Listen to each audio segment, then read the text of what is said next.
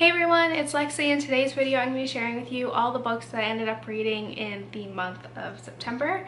So I only read 2 books this month. As you can see, this was like my first month of grad school, so my focus has been on my school right now. So I would read, but my mind was elsewhere, so I think that's why. But cumulatively it was over 1,000 pages, so it was still pretty good.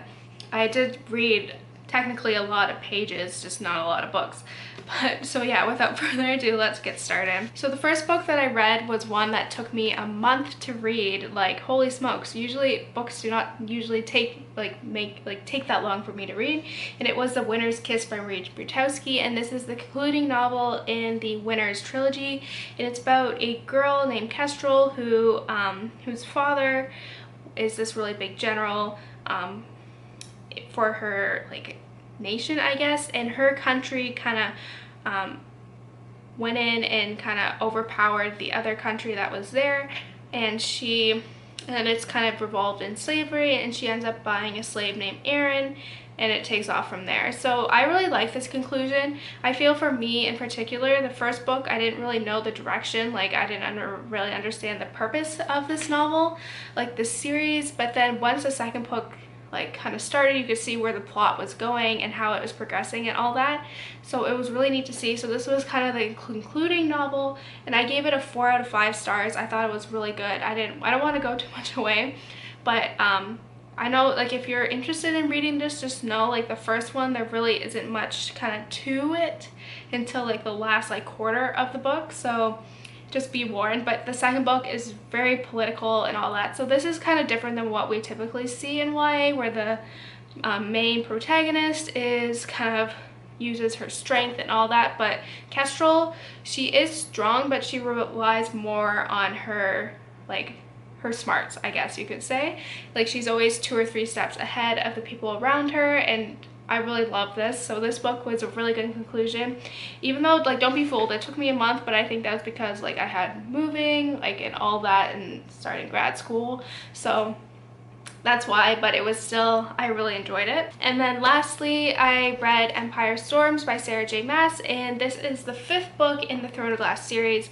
And yeah, I was kind of, I don't know, I have kind of mixed feelings. I'll have a full spoilery review if you want to go check that out, where I go into detail about some of the issues that I had with this book, and I'll link it down below, so please check that out. So yeah, I gave this kind of a 3.5 out of 5 stars, 3.5 to 3.4.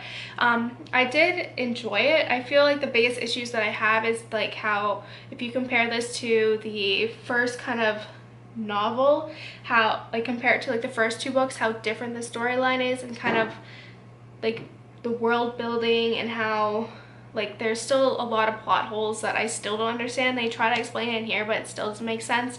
I feel the biggest part about this book was that I felt a big disconnect from Aelin, or Selena, or Aelin, however you want to put it. And I could kind of see that in Queen of Shadows. I feel the biggest part was that there were so few chapters from Aelin's perspective and what she's thinking, that you don't really know what's going on, what she's feeling. There's only a few things, and most of the chapters about her revolve Rowan, which I'm still not a fan of. I really do not like Rowan.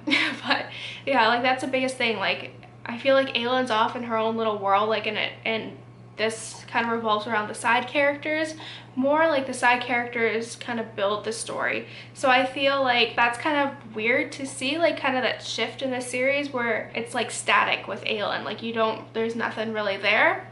But I really enjoyed the side characters, particularly a lead in Manon. If you've read this, you'll know those 2 are my favorite characters of the series so far. And so yeah, I'm excited to see how everything concludes, because it did leave on a really big cliffhanger, so I'm interested to see how everything concludes.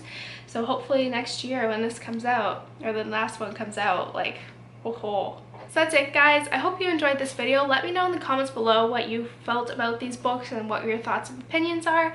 And yeah, don't forget to give this video a thumbs up, and I'll see you next time. Bye, guys.